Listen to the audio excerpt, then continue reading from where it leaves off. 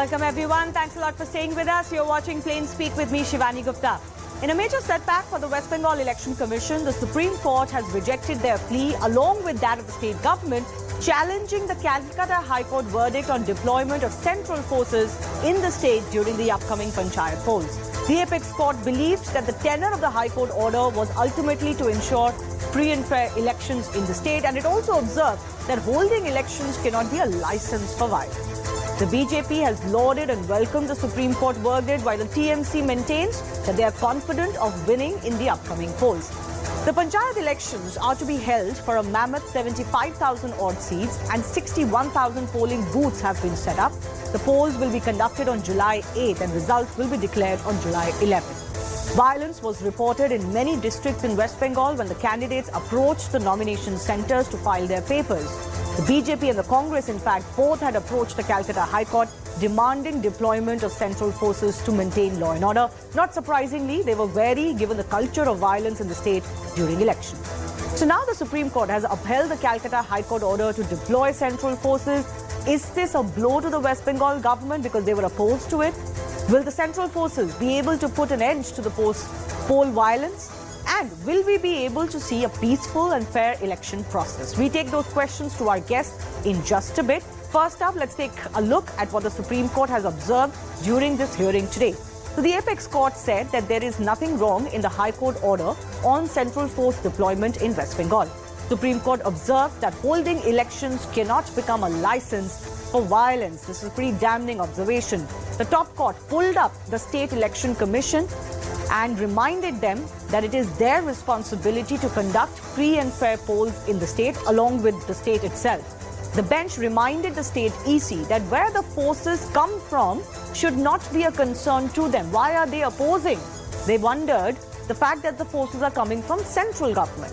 And finally, the bench concluded that no interference is needed in Calcutta High Court's order, so they did not go into the plea by the State Election Commission or the Bengal government. The big debate that's coming up, with the Supreme Court also backing central forces to be deployed in West Bengal because they were so opposed to it and they almost revealed their cards in the court. Is this a blow to the West Bengal government?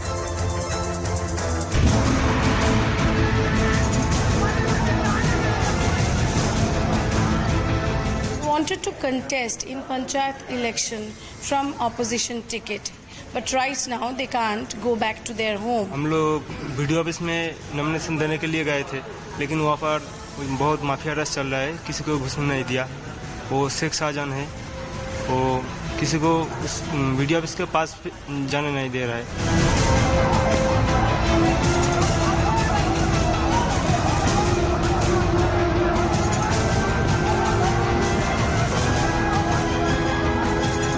Supreme court का ये जो राय आया है, भार्डिक्ट आया है, हम इसकी welcome करते हैं, सराहना करते हैं।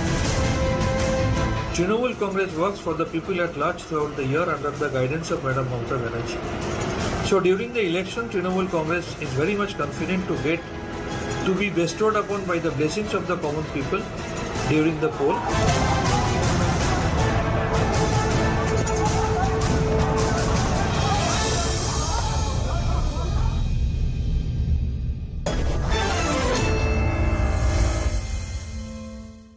Riju Dutta of the TMC is joining us. Gargi Nandi Roy is political analyst, leans towards the BJP. Riju, did the state government not make a mistake by opposing the central forces in the first place? Did you not make it very transparent, the fact that you are opposed to central forces in the state during elections?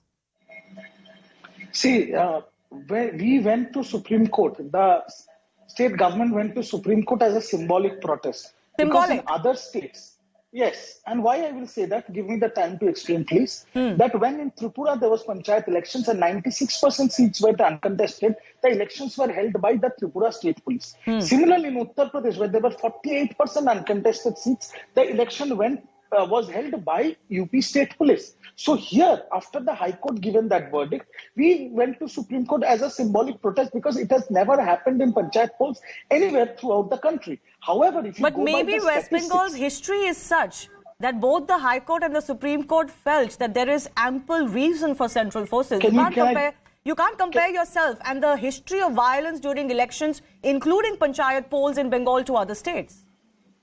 Okay, now let me explain to you. If just give me the courtesy of time.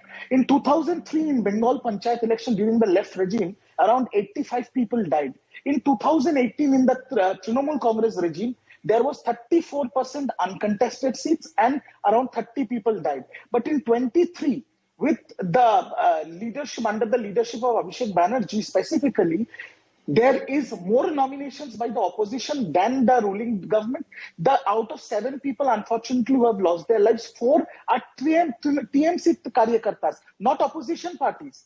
And this is the first time in the history of Bengal where the opposition has given 100% nominations. Yeah, but I believe one of the arguments, Riju, fair enough, but this is still more than what other states witnessed. That's my point. And the reason why possibly the court was more inclined to have central forces is because in the past, the state government has asked for help by other states. In other words, accepting they need help, but they're somehow particularly opposed to the central forces. Why is that? Yes, why is that? Because I'll tell you 2 reasons. One reason is because when the last time round, when the central forces were deployed during the Vidhan Sabha elections, and there was 8-phase election in the COVID, there was a small case of violence. There was an incident, yes. Where 4 TMC Karyakartas were gunned down by the BSF. That was the central forces. That was point number 1. And point number 2, even if the central forces come, which I again mentioned, the Vidhan Sabha elections, 8-phase, more than 70 companies of central forces. What was the result?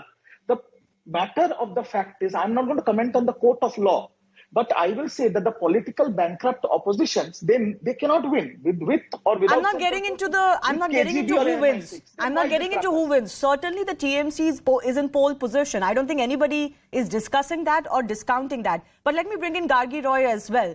Do you see this as a big victory for the opposition in the state? Because in this case, as has happened in the past, all kinds of oppositions have been opposed to the violence that is perpetrated, allegedly, particularly on them and their candidates during elections.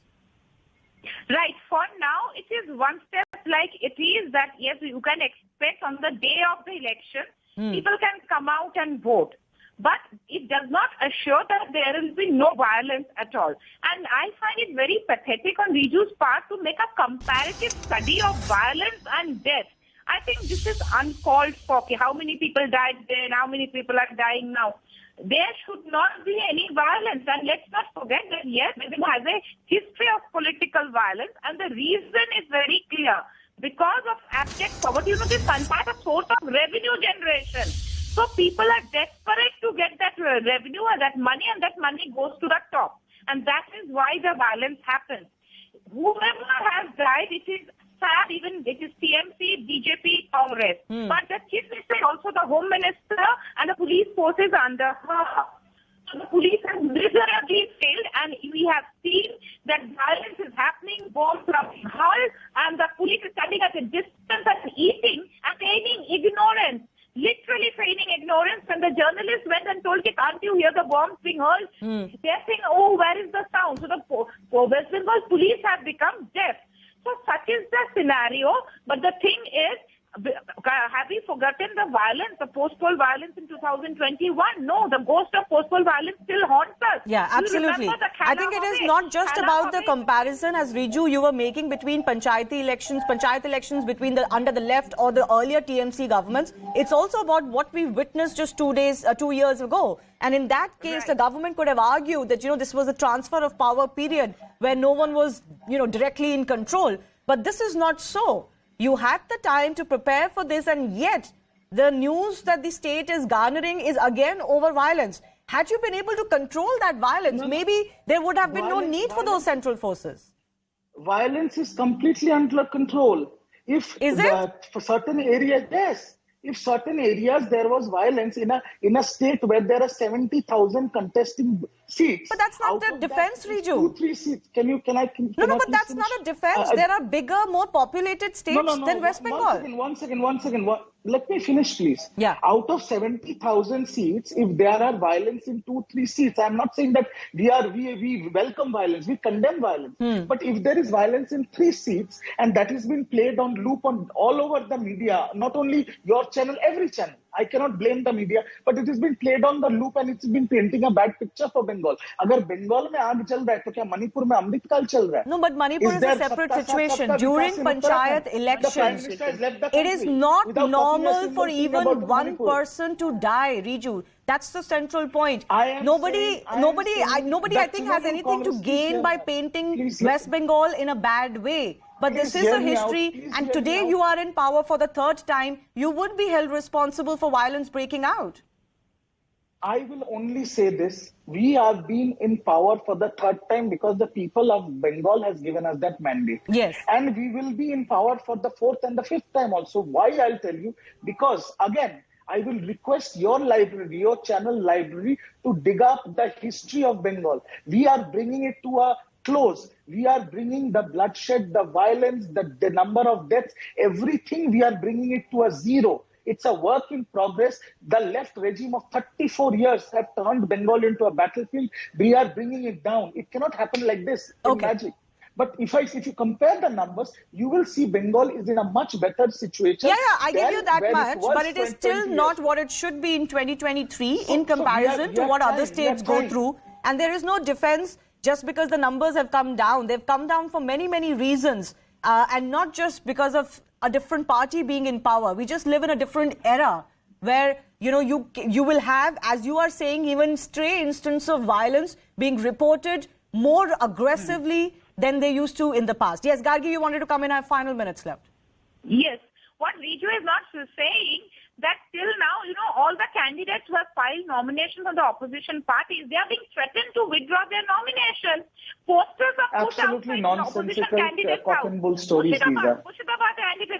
Today what happened in Bhamor, Riju? Today also there has been violence in Bhamor. Today there has been violence in Bengal. You know, the BJP spokes or the people who are not BJP spokes but who act like BJP spokes, they talk like conspiracy theorists. You know, it's cannot pull like this. This is democracy. This kind of fascist regime cannot last for long, Riju. You are These are complete and utter lies, and I find it very cheap politics and disgusting politics. Yeah, I have a final minute left. Can I ask you, do you think there is additional hope that this time there can be free and fair elections? If there is no free and fair election this time, then Shivani, you have to ask the same question to the Supreme Court and the central forces that will be conducting these elections. No, I don't think that is how it goes. No, Riju, I don't think that is how it goes. It's very convenient for you to say that, but that is not how it goes. Additional steps taken by... Once again, hear me out. You posed a question. Additional steps taken by the Election Commission, by the Supreme Court are needed, and they have, of course, talked about it. That does not mean that because those additional steps have been taken, everything will be hunky-dory. I'm not suggesting that. And they are not responsible if it doesn't happen. But anyways, Gargi, 30 seconds. Do you expect free and fair elections or better than last time? Yes, Shivani, do you know that bike-born TMC goons go make rounds of houses, warning them, asking them not to come out to vote. If the voters don't come out, who will vote for the other parties? TMC will win. And so central forces, only deployment of central forces will not be of much help, because you cannot stop this kind of goons who will threat people not to come out on the election day and vote. Okay, I've run out of time. Many people will not. I've run out of time. Riju, I have 10 seconds. Yes, 10 seconds. Naach na jane angan teda. Politically bankrupt cannot match giving excuses. Okay. TMC is winning, and that's the bottom line. We'll wait and see. Of course, vote percentage is one indication of how free and fair the elections are, but not always, especially not in conditions that prevail in West Bengal. I thank our guests for joining us.